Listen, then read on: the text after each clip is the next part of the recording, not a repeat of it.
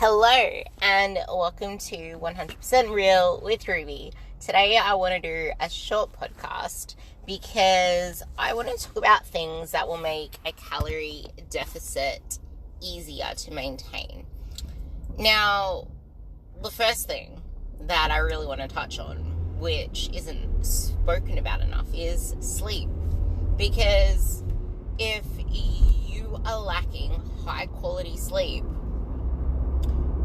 you are going to increase not only your hunger hormones and suppress your fullness hormones, but you're going to increase the likelihood of you craving high energy foods, high calorie foods, sugary foods, fatty foods, and anything that isn't on your healthy eating schedule because you're craving energy. And when you're craving energy, you're more likely to try and fill that void with food. And I know this because I've helped many clients with this. I can kind of tell when I'm more likely to do it myself, but I'm not going to do it now because I'm not that person anymore. Whereas before, I was still trying to get into the habit of eating to my schedule, eating to my plan, eating to my goals, eating to the person I wanted to become. And that's the beauty of it. Like, it's about actually realizing that over time you get more competent at things. You get better at managing situations, doing things, sticking to things, doing habits, because it's just what you do. At first, it's really hard to do. Then it starts to become something you just rather not do because the alternative is fancier, but it's not difficult to do. Then it becomes something where it's easier not to do it, but you don't mind doing it. And then it becomes something that you actually look forward to doing because you start to feel the benefits. You start to see the benefits, and it just becomes part of your routine until it becomes just what you do. Something that you look forward to, something that's just what you do. And the thing is, it comes in waves as well, where you're not always going to want to do it because we're humans, we get tired, life happens, we don't live in vacuums, and that's okay. Like, show up anyway, but at the same time, you need to realize that being vulnerable with yourself and being self-compassionate doesn't mean letting yourself off the hook. It means doing what you need to do when you need to do it, but also realizing that there is time when you need to step it back, dial it down, rest a little. Tell yourself that it's okay to have a little rest, step back a little. And that's not you being lazy, that's you recognizing what is a valid excuse. I mean, what is a valid reason versus an excuse that you're trying to justify. And it becomes really easy to only listen to and look at stories that fit our narrative and what we want to believe and say, oh no, that's stupid, to anything else. And this is all just a tangent from sleep, because sleep, it makes you a lot more prone to making the wrong decisions because your capacity to execute, to problem solve all goes down. Your emotions are a lot more unstable. You're more volatile to making irrational decisions. It's easier to let emotion win over logic, and when emotion wins over logic, you kind of lose. You want your logic to win over the emotions, because emotions are real, but feelings are not. So if you feel a certain way, it's not true, but it makes you feel it's true because of the emotions it elicits, and you can change your feelings at any moment through action. So if you're feeling down, when you go for a walk, you can immediately feel re-energized again, or whatever else it is. Like, it's not that easy, but you can shift your feelings based on how you reframe and redirect your thoughts, your self-talk. It sounds woo-woo, but there's a big process that goes behind it. Yes, that's true. And it's not going to happen overnight. And that's what a lot of people don't like to accept, because we want results yesterday. But that's sleep. Something else to make dieting in a calorie deficit easier is protein. Eating your protein. Because if you think about filling your protein with mainly real food, it's really hard to plan ahead for. Meaning that you're more likely to put more thought and mindfulness into the foods that you eat. There are quicker options, which I always recommend as well, because we don't have time to always just cook things up on the go. One, meal prep, meal plan.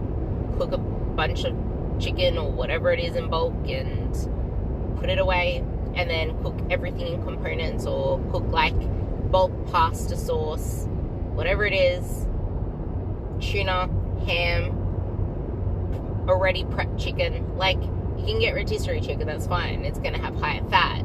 Or you can get like pre-packaged, pre-cooked chicken breast. If you don't like tuna and you don't like ham, that's cool too. But protein, it's satisfying, it takes the longest to digest, it's fat burning because it takes the most calories to burn up and digest, in the most simplest way of putting it. And next to protein is eat your veggies. A lot of veggies. The quality of your food is the most important. Not only does it make a calorie deficit easier because it means you have bigger plates, bigger bowls, lots and lots of food to eat. It's filling, it stretches your stomach. But those nutrients, those minerals, actually optimize your hormonal balance. They optimize your brain function, your thinking capacity, how you feel in your body. They optimize your metabolism. Minerals and nutrients are essential for proper brain function, proper everything function. And you need a healthy liver to detox. You need to poo to detox. And that all comes from watching the quality of food that you eat. So, veggies and quality of food is important. And not to mention, it's pretty hard to overeat on whole food sources if they mainly come from veggies and fruits, and then lean proteins, and then you can throw in your starchy carbs and stuff on top of that to your allowance. I always say try to keep your added fats absolutely minimal, just because a lot of our usual choices tend to be pretty high in fat. And if you want to pick like steak and chicken thighs, then that's going to add some extra fats to our protein sources too. So be mindful of that. And I always say try to cook oil-free, butter-free, and just add your dressings on top, sugar-free, fat-free dressings, and flavor your food with spices, herbs, seasonings, taco spice, whatever. It makes it a lot easier to maintain a calorie deficit, simply because we don't really notice when we're having the butters and the oils that we cook with, so most of the time we don't actually count it. But that tablespoon of oil that you cooked with could be up to 200 calories or more, depending on what spoon you used, because not all tablespoons apparently look the same with the scoop and the depth anyway. So that's something to keep in mind. Another one, only eat your food. Eat your calories. Don't go drinking calories, because drinking calories makes it a lot harder to actually feel full. Like, how many of us add milk, like get some takeaway coffee and feel absolutely full from that? Or we get like a soda or something and feel full from that, when we can easily get a diet alternative and actually eat our food. I'm actually not a fan of protein shakes, but protein shakes are the best thing to have to get your protein intake up. But if you can, try and have it with like a fruit, have it with something that adds some substance to it, so you're still feeling full, or bake something with it. But if you're on the go and you don't have time, yeah, whip up a protein shake. That's completely fine.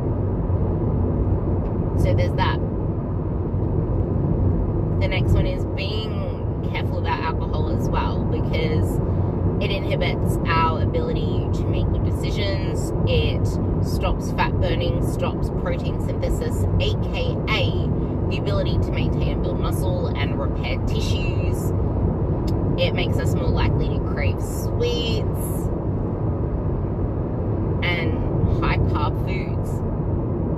So that's another thing to keep in mind. And I guess 2 other really big things to make dieting and looking amazing easier is walking more.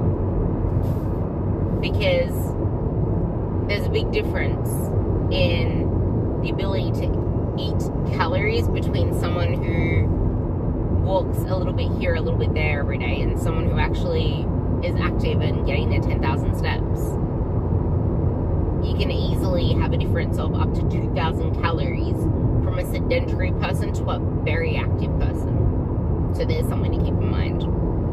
And I'll say the last one is, that I want to mention anyway, is proper strength training to build muscle and get strong, because lifting heavy weights versus lifting light weights burns a lot more calories